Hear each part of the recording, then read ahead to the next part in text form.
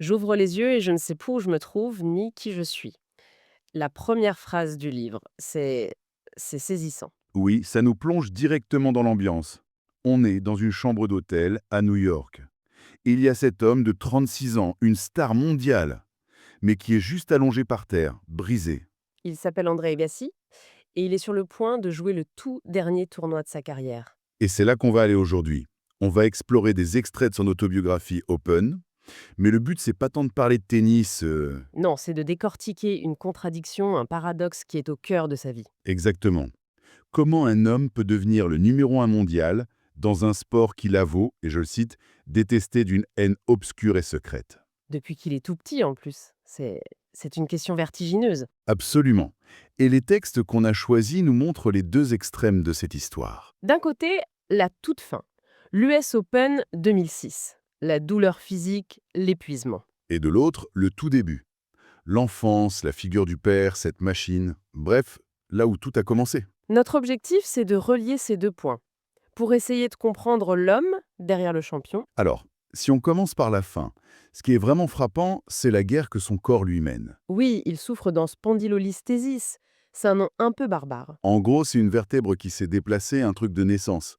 Et avec les années, ça compresse tous ses nerfs. Et la façon dont il décrit ses réveils chaque matin, c'est glaçant. Il dit avoir l'impression d'avoir 96 ans, alors qu'il en a 36. C'est ça, pour se lever, il ne peut pas juste s'asseoir, il doit se rouler sur le côté, attendre que son dos se déverrouille. C'est dingue pour un athlète de ce niveau. Mhm. Et la question qu'il se pose, c'est comment on peut jouer un grand chelem dans cet état. Et la réponse, c'est une forme de violence qu'il s'inflige. Une injection de cortisone. Et la scène qu'il décrit est Presque insoutenable à lire. totalement. Le médecin qui doit planter une aiguille de presque 18 centimètres dans son dos. L'idée, c'est de s'approcher au maximum du nerf sans le toucher. Il appelle ça trouver l'œil du taureau. C'est ça. S'il le touche, c'est une décharge électrique dans tout le corps.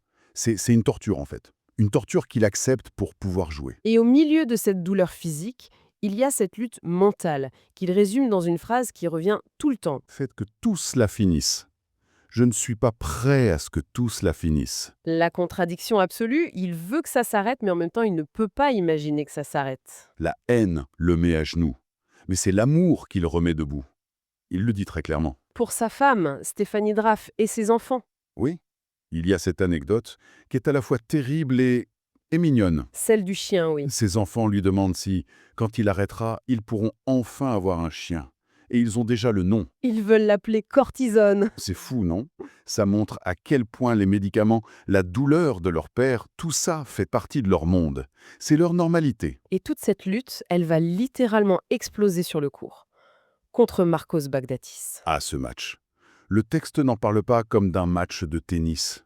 Il parle d'une lutte sauvage entre deux volontés. C'est un match en plusieurs temps, c'est ça? Oui, au début, Agassi est impérial. Il mène 2-7-0. Et puis d'un coup, son corps lâche.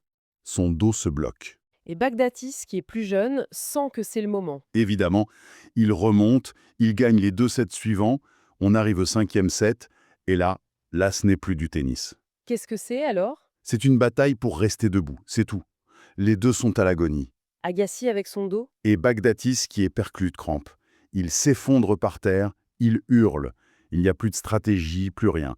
C'est juste une question de savoir quel corps va lâcher en premier. Il finit par gagner. Mais l'image la plus forte, elle est après le match, Ah oui, Val, oui. dans le vestiaire. Ils sont tous les deux allongés, côte à côte, sur des tables de massage, incapables de bouger. Et Baghdatis lui tend la main. Il se la serre en silence, en regardant les images à la télé. C'est une image incroyable. Toute cette souffrance, ce respect mutuel né de l'agonie, pour un sport qu'il déteste, ça nous ramène à la question de départ. Pourquoi? Pourquoi s'infliger ça? Et pour comprendre, il faut revenir au début. Au point de départ, Las Vegas. Et son père, Mike Agassi. Son père, qui n'avait pas un rêve, il avait un plan, une sorte de formule mathématique pour créer un champion. C'est ça. Ce n'est pas la logique d'un coach. C'est une logique d'ingénieur. Son calcul était simple, terrifiant, mais simple. Il se disait, si un gamin frappe 2500 balles par jour, ça fait presque 1 million de balles par an, Et un gamin qui frappe 1 million de balles par an, il sera forcément imbattable. toute la dimension humaine, le plaisir, le doute, la fatigue, tout ça est évacué. Complètement. Il n'a jamais été un enfant qui joue. Il était la variable dans le calcul de son père. La haine vient peut-être de là, à l'origine. Et pour mettre en œuvre ce calcul, son père a carrément construit un monstre dans leur jardin. Le dragon, un lance-balles qu'il a modifié lui-même. La description fait part. Il a surélevé la machine pour qu'elle domine le petit André. Il l'a peinte en noir. Et elle crache des balles à 160 km/h avec un rugissement à vous glacer le sang. Ce qui est frappant, c'est que ce dragon, c'est une métaphore de son père. Totalement. Une machine implacable, assourdissante qui ne s'arrête jamais. On ne peut pas la raisonner, on ne peut que subir. Et ça colle avec le caractère du père, décrit comme imprévisible. Et violent. Oui, les anecdotes sont terribles. Les bagarres de rue, la rage au volant, le manche de hache dans la voiture, et cette scène où il pointe un revolver sur un autre conducteur, en appuyant le canon sur le nez de son propre fils de 7 ans. Là, on comprend. On comprend pourquoi le petit André n'a jamais osé dire « Papa, j'aime pas le tennis ». Comment aurait-il pu Face à ça, la seule option, c'est la soumission.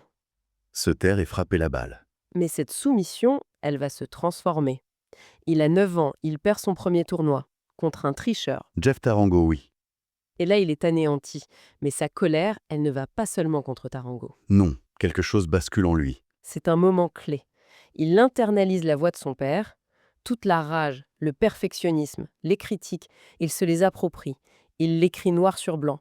À partir de ce jour, je vais m'en charger moi-même. Il devient son propre bourreau. La voix de son père est maintenant dans sa tête, pour toujours. On quitte la prison du cours de tennis familial pour une autre prison. Exactement. Son père décide de l'envoyer en Floride dans l'académie de Nick Bollettieri. Et Agassi ne mâche pas ses mots pour décrire l'endroit. Non, pour lui, c'est un camp de prisonniers. Nourriture infâme, dortoir militaire, la loi de la jungle entre les élèves. C'est un environnement brutal. Et à la tête de tout ça, Nick Bollettieri, qu'il dépeint comme un arnaqueur, un peu charlatan. Obsédé par le marketing et l'argent, oui. C'est dans ce décor qu'un jour, Bollettieri le voit jouer pour la première fois. Et il est stupéfait. Complètement. Il convoque le jeune André et appelle son père. Le dialogue est surréaliste. Bollettieri lui dit en gros « Votre gamin est un génie ». Voilà. Et le père explique qu'il n'a plus d'argent, qu'il ne peut payer que pour 3 mois. Et c'est là que le piège se referme. Bollettieri loche la phrase qui change tout. Ne vous en faites pas pour ça. André peut rester gratuitement. Je déchire votre chèque. Et la réaction d'Agassi est déchirante. Il écrit « Mon cœur se brise, je sais que mon père est incapable de résister à quelque chose de gratuit. Mon sort est scellé. Sa peine de prison vient d'être prolongée. À perpétuité. C'est terrible. » Son talent devient sa propre malédiction.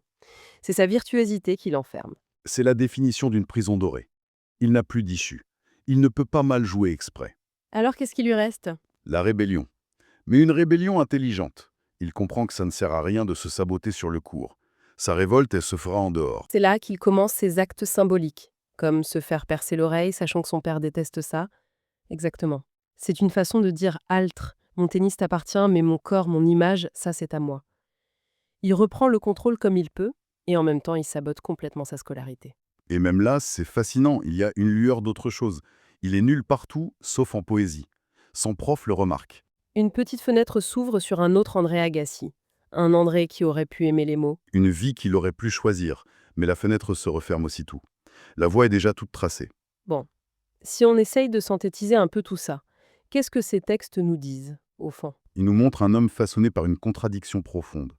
Une carrière immense construite sur le rêve d'un père et la haine d'un fils. Et cette haine, paradoxalement, devient son carburant. C'est ça. C'est elle qui le pousse à se dépasser. Mais ce qui lui permet de survivre en tant qu'humain, ce qui le remet debout, c'est l'amour. Pour sa famille, c'est la seule chose qu'il semble avoir choisie. C'est un récit, finalement, sur la quête de soi, même quand on est piégé dans une vie qu'on n'a pas choisie. Absolument. Et le texte nous laisse à un moment charnière. Agassi est ado, il est piégé, et il commence à peine à construire son identité de rebelle. Ça laisse une question en suspens pour la suite. Oui.